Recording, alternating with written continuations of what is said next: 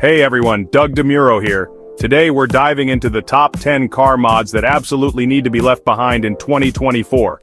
From questionable aesthetic choices to downright dangerous modifications, we're going to explore why these trends have run their course. Get ready to cringe, laugh, and maybe even learn a thing or two about what not to do to your car. Let's get started.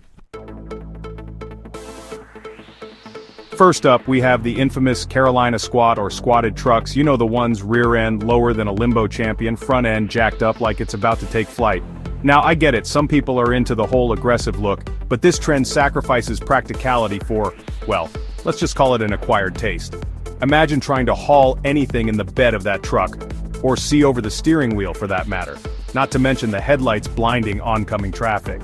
It's not just impractical, it's downright dangerous. And don't even get me started on the suspension geometry. These trucks are begging for a visit from the mechanic with all that stress on the axles and drive shafts. Plus, the reduced ground clearance in the front, you're basically asking for a world of hurt if you hit even the smallest bump or speed bump. It's time to let this trend go the way of the dinosaurs. Next up, we have a trend that's all about those angles. Excessive camber. We're talking about wheels tilted so far inward or outward, they look like they're about to fall off. Sure, a little bit of negative camber can improve handling, but when you take it to the extreme, it's like wearing your pants around your ankles. It just doesn't look right. But hey, maybe you're not concerned with aesthetics. Well, let's talk practicality. Excessive camber absolutely destroys your tires, wearing them down unevenly and costing you a fortune in replacements. And let's not forget the impact on handling. With less tire surface area in contact with the road, your braking distance increases, and you're more likely to lose control, especially in wet or icy conditions. It's time to put this trend to rest and focus on function over form. Alright, let's talk about those fake hood vents and scoops. You know, the ones plastered on everything from economy hatchbacks to minivans, desperately trying to look like they belong on a track-ready sports car. Here's the thing, if it doesn't have a functional purpose, it's just adding unnecessary weight and drag to your car. And you know what? It's usually pretty obvious when they're fake. The plastic looks cheap, the fitment is off, and they stick out like a sore thumb. It's like putting a spoiler on a turtle. It's not going to make it go any faster. In fact, in some cases, these fake vents can actually disrupt airflow and hurt your car's performance. Let's leave the functional vents and scoops to the cars that actually need them. Chapter 4, LED Underglow on an Econobox. Now let's talk about a trend that's all about standing out. But maybe not in the best way, LED Underglow on an Econobox. I'm all for a little bit of car customization, but there's something about slapping a rainbow of neon lights under a beat-up Toyota Corolla that just screams, I peaked in high school. It's like putting a tuxedo on a Chihuahua, it's just not a good look. Plus, let's be honest, those cheap LED kits rarely last, and you'll be left with half your underglow burnt out, looking like a string of Christmas lights that's seen better days. Save the underglow for the show cars, and invest in some actual performance upgrades for your Econobox. Chapter 5, Fake Exhaust and Blow-Off Sounds. Next up, we have a trend that's all about auditory assault. Fake exhaust and blow-off sounds. You know the sound, that obnoxious synthesized roar that's supposed to mimic a high-performance engine, but ends up sounding like a robot dying a slow, painful death. Here's the thing, if your car doesn't have the engine to back up the sound, it just comes off as trying too hard. It's like wearing a muscle suit to the beach, everyone knows it's not real. And let's not forget about the poor souls who have to listen to that racket every time you drive by. Do everyone a favor and invest in a good sound system instead of trying to fake it. Chapter 6, Chameleon Wraps. Alright, let's talk about a trend that's all about color-shifting craziness chameleon wraps. Now, I appreciate a good car wrap as much as the next guy, but there's something about these chameleon wraps that just screams, look at me, I'm compensating for something.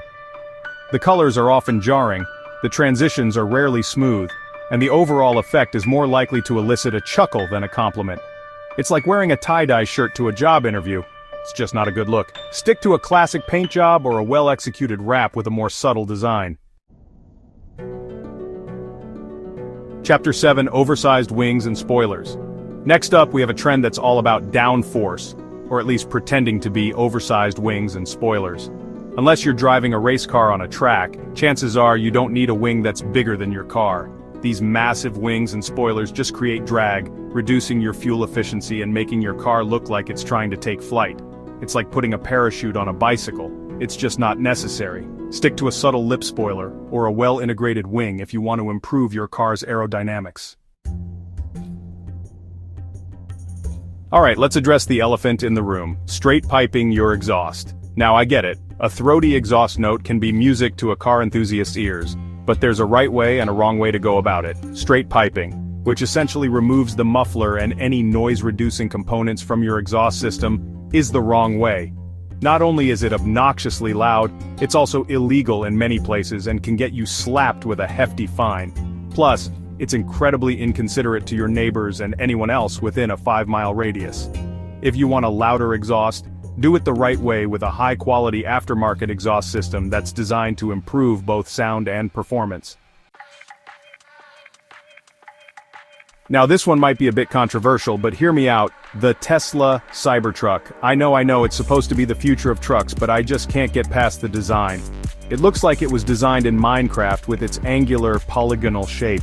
And don't even get me started on the stainless steel finish. Sure, it's supposed to be dent resistant, but it also shows every single fingerprint and scratch. Plus, have you seen the size of that thing? It's like trying to parallel park a tank. I'm all for innovation, but sometimes it's best to stick with what works.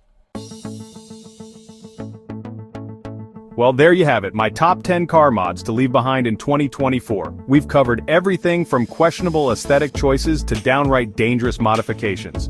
But hey, I'm just one guy with an opinion. What do you think? Did I miss any car mods that you think should be left in the dustbin of automotive history?